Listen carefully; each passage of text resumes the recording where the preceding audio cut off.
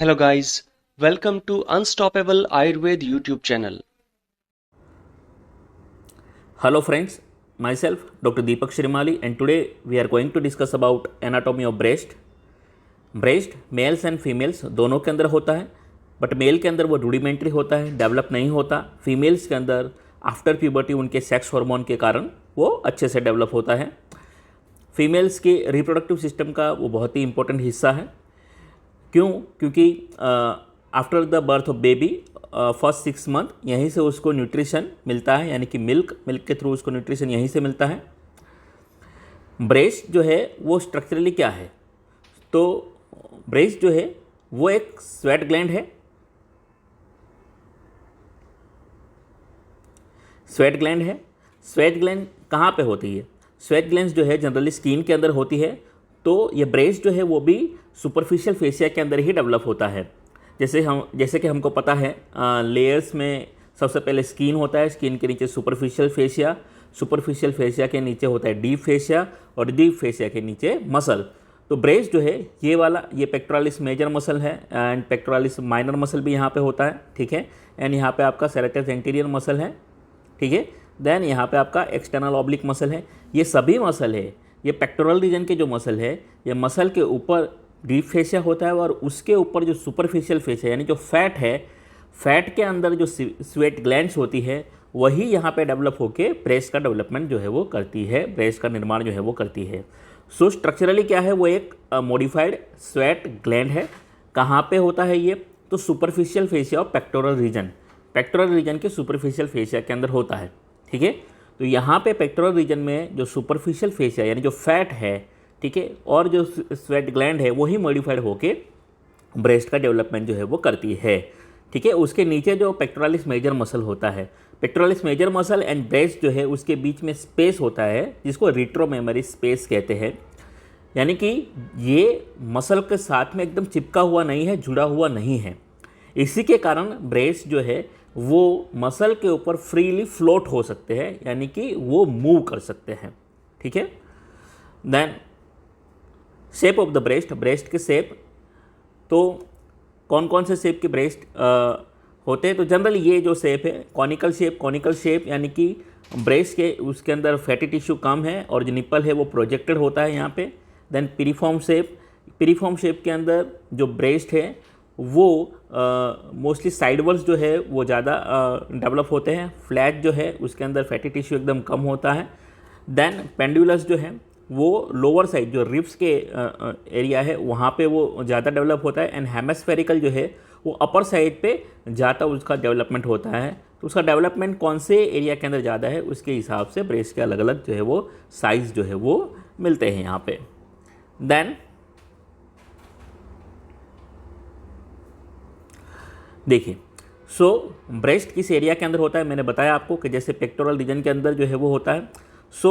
उसका एक्सटेंशन कहाँ से कहाँ तक है? तो सेकंड रिब से लेके 6th रिब तक जो है वो वर्टिकली एक्सटेंड होता है। एंड हॉरिजॉन्टली कहाँ से कहाँ एक्सटेंड होता है? तो जो आपका स्टर्नम है, स्टर्नम के जस्ट लैटरल साइड से होके ये मिड एक्सिलरी लाइन है वहाँ तक, तो उसका एक्सटेंशन कहाँ से कहाँ होगा? सेकंड रिब से लेके 6th रिब तक वर्टिकली उसका एक्सटेंशन होगा। और हॉरिजॉन्टली उसका एक्सटेंशन कहाँ पे होगा? स्टर्नम के जस्ट लैटरल साइड से लेके आपको मिड एक्सिलरी लाइन तक उसका एक्सटेंशन देखने को मिलेगा। जैसे मैंने बताया कि ये सुपरफिशियल फेशिया के अंदर ही डेवलप होता है, बट उसका एक छोटा सा पार्ट जिसको एक्सिलरी टेल ऑफ स्पेंस कहते हैं। क्या कहते हैं उसको? एक्सिलरी टेल ऑफ स्पेंस जिसको कहा जाता है। ये एक्सिलरी टेल वाला जो पार्ट है वो एक्सिला के अंदर जो है वो एक्सटेंड करता है और ये डीप फेशिया के अंदर जाता है। तो सुपरफिशियल फेशिया में से डीप फेशिया के अंदर जाने के लिए जो ओपनिंग है जिसके थ्रू वो डीप फेशिया के अंदर चला जाता है उसको कहते हैं फोरामेन ऑफ लैंगर कहा जाता है। क्या कहा जाता है उसको? फोरामेन ऑफ लैंगर जो है उसको कहा जाता है। तो through the foramen of Langer वो सुपरफिशियल फेशिया से डीप फेशिया में एक्सटेंड करता है। वो उसका जो एक्सटेंशन है उसको एक्सिलरी टेल ऑफ स्पेंस जो है वो कहा जाता है। ओके, देन यही उसी के बारे में बात यहाँ पे वापस लिखा है, ठीक है, कि कहाँ पे होता है? सुपरफिशियल फेशिया में होता है। एक्सिलरी टेल ऑफ स्पेंस होती है, कहाँ से जाता है भाई? फोरामेन ऑफ लैंगर है वहाँ से ये जाता है। नेक्स्ट देखिए उसका एक्सटेंशन कहाँ से कहाँ तक है? तो उसका एक्सटेंशन जैसे मैंने बताया यहाँ पे, तो सेकंड टू 6th रिब तक, एंड हॉरिजॉन्टली कहाँ पे होता है, लैटरल बॉर्डर ऑफ स्टर्नम से लेके मिड एक्सिलरी लाइन तक जो है वो उसका एक्सटेंशन देखने को मिलता है। Then structure of the breast, breast का स्ट्रक्चर कैसा है, तो स्ट्रक्चरली देखिए तो ब्रेस्ट के अंदर 3 पार्ट्स में, जैसे कोई भी ग्लैंड होती है ना, तो ग्लैंड के अंदर कितने स्ट्रक्चर होते हैं, तो ग्लैंड के अंदर होगा क्या क्या भाई, ग्लैंड बनाने वाला जो मेन एरिया है उसको क्या कहा जाता है, पैरेन्काइमा कहा जाता है, और उसकी जो सपोर्ट करने वाला जो स्ट्रक्चर होता है उसको स्ट्रोमा कहा जाता है। और यहाँ पे ये सुपरफिशियल फेशिया में है तो उसके ऊपर कवरिंग किसका होगा, स्किन का होगा।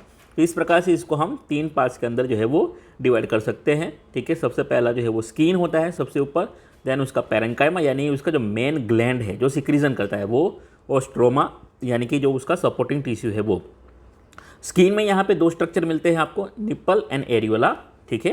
एंड देन पैरेन्काइमा जो है वो मेमोरी ग्लैंड है, एंड स्ट्रोमा जो है, स्ट्रोमा किससे बना हुआ है, तो फाइब्रस टिश्यू से बना हुआ है एंड फैटी टिश्यू से बना हुआ है। ये 2 टिश्यू से बना हुआ रहता है, ठीक है। सो हर एक को अपन अलग अलग देखेंगे। Let's start skin. देखिए तो स्किन के अंदर मैंने जैसे बताया आपको कि 2 स्ट्रक्चर होते हैं, एक तो होता है निप्पल एंड एरियोला। देखिए ये निप्पल का एरिया है, ठीक है, और ये एरियोला का एरिया है, ठीक है।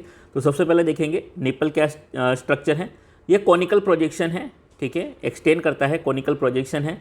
कहाँ पे होता है, 4th इंटरकोस्टल स्पेस के अंदर ये मिलता है, ठीक है।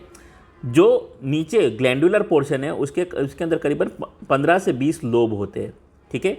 ये 15 से 20 लोब की जो ग्लैंड है वो हर एक ग्लैंड की अपनी अपनी डक्ट है। देखिए ये डक्ट है, ये डक्ट, ये सभी डक्ट्स कन्वर्ज होके एक साथ मिलके कहाँ पे ओपन होती है, निप्पल के अंदर जो है वो ओपन होती है। तो 15 to 20 लेक्टिफरस डक्ट है, ये यहाँ पे ओपन होती है, ठीक है। एंड यहाँ पे कुछ modified sweat gland and sebaceous gland है, ये भी यहाँ पे होती है। And it is reach in the nerve supply, है ना। निप्पल का जो एरिया है, निप्पल का जो सबसे ऊपर का पार्ट है, वहाँ पे बहुत सारे सेंसरी ऑर्गन्स होते हैं, यानी कि नर्व्स एंडिंग्स यहाँ पे है, और इसीलिए निप्पल जो है वो सेक्स स्टिमुलेशन का काम भी जो है वो फीमेल्स के अंदर करती है। देन एरियोला, देखिए तो एरियोला क्या स्ट्रक्चर है, तो एरियोला वो क्या है, it is a pigmented skin, skin का वो एरिया जो पिगमेंटेड है, यानी कि निप्पल के बेस के अंदर उसके अराउंड जो पिगमेंटल स्किन का एरिया है, जो बाकी की स्किन से अलग पड़ता है कलर के अंदर, ठीक है, पिगमेंटेशन के कारण, उसको एरियोला कहा जाता है। तो ये एरियोला के अंदर बहुत सारे मॉडिफाइड सीबेशियस ग्लैंड्स होते हैं, ठीक है। ये सीबेशियस ग्लैंड्स जो है प्रेगनेंसी के दौरान एंड जब मदर लैक्टेशन करवा रही होती है, ठीक है, दूध पिला रही होती है बच्चे को, यानी कि शुरुआत का 8-10 1 साल का महीना जो समय है उसके अंदर ये जो सीबेशियस ग्लैंड है वो अपनी साइज़ के अंदर बढ़ती है, ठीक है। और उसको क्या कहा जाता है, ट्यूबरकल्स ऑफ मॉन्टगोमरी, ठीक है, ट्यूबरकल्स ऑफ द मॉन्टगोमरी उसको कहा जाता है। ये क्या करते हैं, ये सीबम का सिक्रीजन करते हैं। ये सीबम क्या करता है, जो निप्पल है उसको मॉइस्चर देने का काम करता है, और इससे क्या होता है कि जब बेबी शक कर रहा होता है, ठीक है, जब मिल्क जो एब्जॉर्ब कर रहा होता है उस दौरान क्या होता है कि उसके दांत जब आ रहे होते हैं तो उसको क्रैकिंग जो है वो निप्पल्स के अंदर नहीं होता है, ठीक है। निप्पल्स के अंदर क्रैकिंग से बचाने के लिए ये लुब्रिकेशन की तरह जो काम करते हैं। उसके साथ साथ यहाँ पे बहुत सारी स्वेट ग्लैंड्स भी होती है, और कुछ एसेसरी मेमोरी ग्लैंड्स जो है, एसेसरी मेमोरी ग्लैंड्स भी यहाँ पे मिलती है। ये एरिया जो फीमेल्स के ब्रेस्ट का ऐसा है जो डिवॉइड ऑफ हेयर, जहाँ पे हेयर नहीं होता है, ठीक है, एंड उसके नीचे जो है कहीं पे भी फैट नहीं होता है। कैसे, देखिए यहाँ पे हमने देखा ये पूरे एरिया के अंदर आपको फैट मिलेगा, देखिए ये सब फैटी एरिया है, ठीक है, बट ये एरिया ऐसा है कि जहाँ पे फैट नहीं होता है। तो निप्पल एंड एरियोला का एरिया के अंदर एक तो हेयर नहीं होते हैं, और उसके बीनीथ, उसके नीचे जो है वो फैटी टिश्यू जो है वो नहीं होता है। देन पैरेन्काइमा की बात करें, जो ग्लैंड, जो मेन मेमोरी ग्लैंड जिसको कहते हैं, जो सिक्रीजन करता है, तो ये करीबन 15 से 20 लोब्स के अंदर डिवाइड है। देखिए यहाँ पे एक लोब है, ये लोब, अलग अलग लोब, ये एक लोब को आपको एक्सटेंड करके दिखाया गया है। तो ये जैसे लंग्स के अंदर एल्वियोलाइज थे, अपन ने देखा था, ठीक है, लंग्स के अंदर जिस प्रकार से एल्वियोलाइज बने थे, ग्रैप्स की तरह दिखने वाले गुच्छे के अंदर होते हैं, वैसे ये भी ट्यूब्यूलो एल्वियोलर डक्ट है। ट्यूब्यूलो एल्वियोलर डक्ट का मतलब क्या है कि ये जो एल्वियोलाई है और उसके अंदर जाने वाली एक डक्ट है। तो डक्ट एंड यानी कि ट्यूब्यूलो एल्वियोलर कंपोजिशन के अंदर ये ग्लैंड्स होते हैं, ठीक है, और ऐसे करीबन 15 से 20 जो है वो लोब्स इसके अंदर होते हैं। ये सभी जो डक्ट है, लेक्टिफेरस डक्ट जिसको कहा जाता है ना, लेक्टिफेरस डक्ट है, वो लेक्टिफेरस डक्ट फिर निप्पल के ऊपर जाने से पहले उसके अंदर एक ऐसे डायलेटेशन होता है, और ये जो डायलेटेशन यहाँ पे आपको दिख रहे हैं, ये जो डायलेटेशंस होते हैं उसको लेक्टिफेरस साइनस कहा जाता है। क्या कहा जाता है? Lactiferous sinus. और लेक्टिफेरस साइनस बनाने के बाद जो है वो कहाँ पे? निप्पल्स के अंदर ओपन हो जाए। देखिए यहाँ पे आपको लेक्टिफेरस साइनस दिख रहा है, ठीक है। तो ये निप्पल के अंदर ओपन होने से पहले डायलेट होती है, जिसको क्या कहा जाता है? उसको लेक्टिफेरस साइनस जो है वो कहा जाता है। तो इस प्रकार से ये ट्यूबुलर एल्वियोलर कंपाउंड डक्ट्स है, ठीक है। एंड मॉडिफाइड स्वेट ग्लैंड है, इसके बारे में डिस्कस किया अपन। 15 से 20 लोब्स होते हैं, हर एक लोब की अपनी अपनी डक्ट है जिसको लेक्टिफेरस डक्ट कहा जाता है। और ये 15 से 20 लेक्टिफेरस डक्ट कहाँ पे कन्वर्ट होती है? निप्पल के अंदर ओपन होती है, और ओपन होने से पहले ये डायलेट होती है, जिसको लेक्टिफेरस साइनस कहा जाता है, ठीक है। Then next stroma. स्ट्रोमा के बारे में बात की अपन ने। तो स्ट्रोमा यानी कि जो, अगर हम देखें कि जब लैक्टेशन का पीरियड नहीं है, यानी कि जब प्रेग्नेंट नहीं है लेडी और लैक्टेशन नहीं करवा रही है, तब ये ग्लैंड्स का पार्ट है वो इतना ज़्यादा डेवलप नहीं होता है। तो ब्रेस्ट में करीबन 80% क्या होता है? फैट होता है। क्या होता है? फैट। फैटी टिश्यू ज़्यादा होता है इसके अंदर, है ना। तो ये स्ट्रोमा यानी जो सपोर्टिंग टिश्यू है उसमें मेनली क्या है?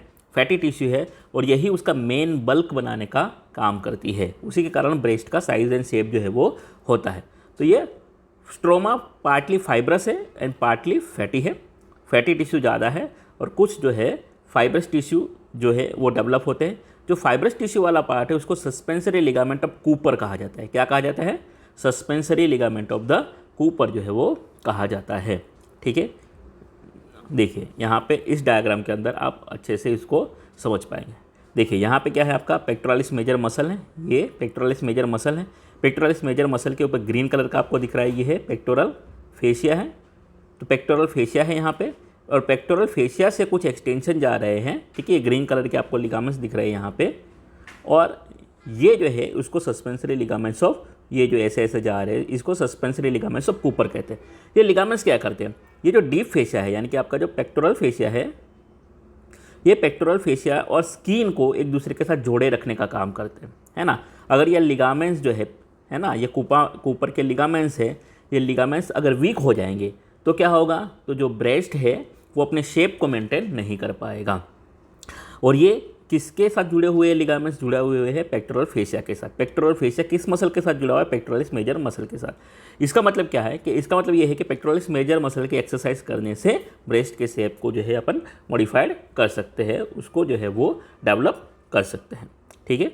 तो इसी प्रकार से ट्यूबुलर एल्वियोलर डक्ट्स होती है यहाँ पे, जैसे अपन ने लंग्स में देखा था। एल्वियोलाइज है, एल्वियोलाइज की डक्ट है, ये डक्ट्स मिल के एक बड़ी डक्ट बनाती है। डक्ट ओपन होने से फिर लेक्टिफेरस साइनस बनाती है। तो ये लिगामेंट्स ऑफ कूपर का क्या इंपॉर्टेंस है उसके बारे में हमने यहाँ पे डिस्कस किया, ठीक है। ये अलग डायग्राम के अंदर दिखाया गया है, ठीक है। यहाँ पे आप देख सकते हैं एक्सिलरी टेल ऑफ स्पेंस, है ना। ये वाला हिस्सा जो है वो एक्सिला के अंदर डेवलप हो रहा है। हाँ, देन आर्टरी सप्लाई क्या है? देखिए कौन कौन से आर्टरीज जो है उसको सप्लाई कर रही हैं। तो यहाँ पे देखिए इसके आगे यहाँ पे एक आर्टरी होती है जिसका नाम है क्या? Subclavian artery. तो सबक्लेवियन आर्टरी की एक ब्रांच है, ठीक है, जो जिसका नाम क्या है? Internal thoracic artery. सो ये इंटरनल थोरेसिक आर्टरी है, उसकी ब्रांचेस आती हैं, ठीक है, परफोरेटिंग ब्रांच, वो उसको सप्लाई करती है। देन एक्सिलरी आर्टरी है, एक्सिलरी आर्टरी की 3 ब्रांचेस हैं, ठीक है। सबसे पहली ब्रांच कौन सी है उसकी? सुपीरियर थोरेसिक आर्टरी, वो उसको सप्लाई करती है। देन एक्रोमायोथोरेसिक आर्टरी, वो उसको सप्लाई करती है। Then lateral thoracic artery. So 3 branches axillary artery की है। एक्सिलरी आर्टरी की 3 ब्रांचेस है, और जो सबक्लेवियन आर्टरी है उसकी एक ब्रांच है, वो उसको जाके सप्लाई करती है। सबक्लेवियन आर्टरी की कौन सी ब्रांच है? सबक्लेवियन आर्टरी की ब्रांच है internal thoracic artery, internal thoracic artery. And जो एक्सिलरी आर्टरी की 3 ब्रांच कौन कौन सी है? Superior thoracic artery, acromiothoracic artery and then lateral thoracic artery, ये उसको जाके सप्लाई करती है। उसके साथ साथ जो आपकी पोस्टीरियर इंटरकोस्टल आर्टरी है, ठीक है, पोस्टीरियर इंटरकोस्टल, इसके साथ साथ जो पोस्टीरियर इंटरकोस्टल आर्टरी, ये पोस्टीरियर इंटरकोस्टल आर्टरी है। ये पोस्टीरियर इंटरकोस्टल आर्टरी की जो लैटरल ब्रांचेस है, ठीक है, lateral branch of the intercostal artery, ये भी जाके ब्रेस्ट को सप्लाई करती है, ठीक है। तो ये उसकी आर्टरी सप्लाई है, देख लेते हैं। देखिए internal thoracic artery, internal thoracic artery, ठीक है, उसकी ब्रांचेस हैं, ठीक है। किसकी ब्रांच है? सबक्लेवन आर्टरी की ब्रांच है। देन एक्सिलरी आर्टरी की 3 ब्रांचेज है, internal thoracic artery, then superior thoracic artery, acromiothoracic artery, then posterior intercostal artery है, उसकी ब्रांच है लैटरल ब्रांचेस। ये जाके जो है उसको आर्टरी सप्लाई देने का काम करती है। Venus drainage follows the arteries को ही फॉलो करता है। आर्टरीज के जो नाम है उसी प्रकार से उसका वीनस ड्रेनेज भी होगा। नर्व सप्लाई जो है, कौन कौन सी नर्व है? 4th से 6th इंटरकोस्टल नर्व है ना, जो रिब्स होती है, रिब्स के बीच में नर्व्स होती हैं, तो वो जो नर्व्स है इंटरकोस्टल नर्व्स 4 से लेकर 6 नंबर की, वो उसको जो है नर्व सप्लाई करती है। ये नर्व्स जो है ये ब्रेस्ट के जो मिल्क का सिक्रीजन है उसको कंट्रोल नहीं करती है। जैसे कि आप जानते हो कि मिल्क की सिक्रीजन को कौन कंट्रोल करता है? मिल्क के सिक्रीजन को हार्मोन कंट्रोल करते हैं। कौन सा? Prolactin hormone. और प्रोलैक्टिन हार्मोन को कौन कंट्रोल करता है? हाइपोफिशियल सेरेब्री, जो मास्टर ग्लैंड है अपनी, वो उसको कंट्रोल करती है। तो ये हार्मोन्स के थ्रू मिल्क सिक्रीजन को कंट्रोल किया जाता है, उसमें नर्व्स का रोल नहीं रहता है।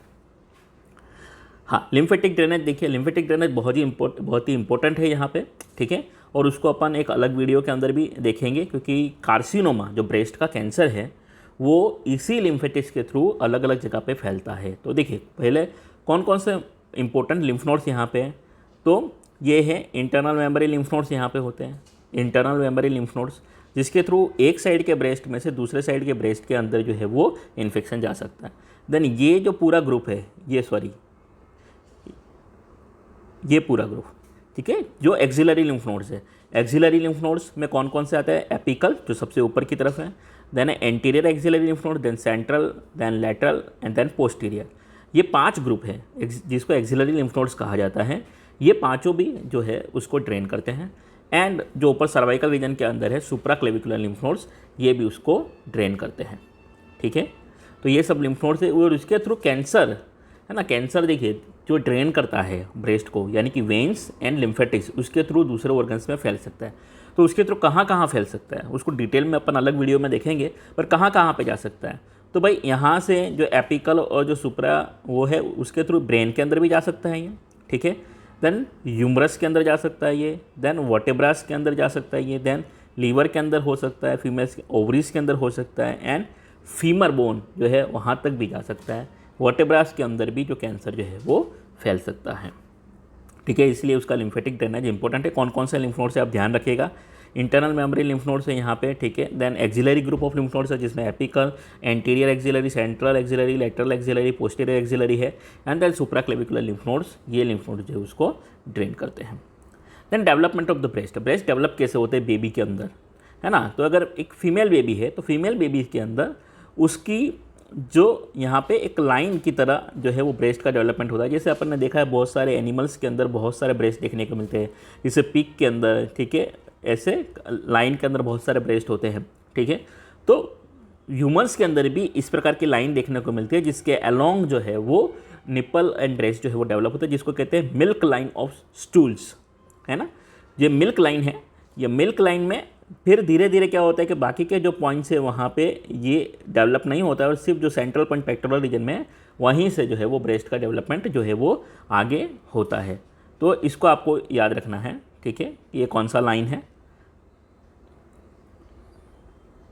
ठीक है, जिसको मेमोरी रीच कहते हैं, मेमोरी रीच कहेंगे, या जिसको मिल्क लाइन कहेंगे, या जिसको कहेंगे लाइन ऑफ द स्टूल्स जो है वो कहा जाता है। उसके अलोंग जो है वो ब्रेस्ट डेवलप होते हैं, यानी कि फीमेल्स के अंदर अगर एक्स्ट्रा ब्रेस्ट जो है वो डेवलप हो गए तो यही लाइन के थ्रू जो है वो इसी लाइन के अंदर जो है वो डेवलप होंगे।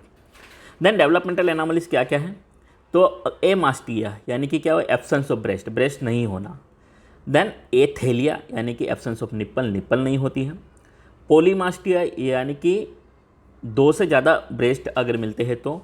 पोलीथेलिया यानी कि 2 से ज़्यादा निप्पल्स जो है वो कहीं पर डेवलप होती है तो, ठीक है, वो कहाँ होगी, लाइन ऑफ स्टूल्स जो है उसके अलोंग ही ये निप्पल्स जो है वो डेवलप होगी। गायनेकोमास्टिया यानी कि क्या, मेल के अंदर ब्रेस्ट का डेवलपमेंट होता है जो जनरली नहीं होता है, बट अगर मेल के अंदर भी हार्मोन्स जो है वो डेवलप हो तो जो है वो डेवलप हो सकता है, जो सा क्लिनफेल्टर सिंड्रोम जो है उसके अंदर भी मिलता है, मेल्स के अंदर जो ब्रेस्ट डेवलपमेंट होता है वो। देन क्लिनिकल एनाटॉमी देखेंगे तो frequent site of the carcinoma है ना, कार्सिनोमा होता है यहाँ पे। एंड कभी कभी जो है इसके अंदर अगर पस हो जाए या कुछ भी हो और उसका अगर इंसिजन लगाने की ज़रूरत पड़े तो इंसिजन है वो हमेशा रेडियली लगाए जाते हैं, ठीक है।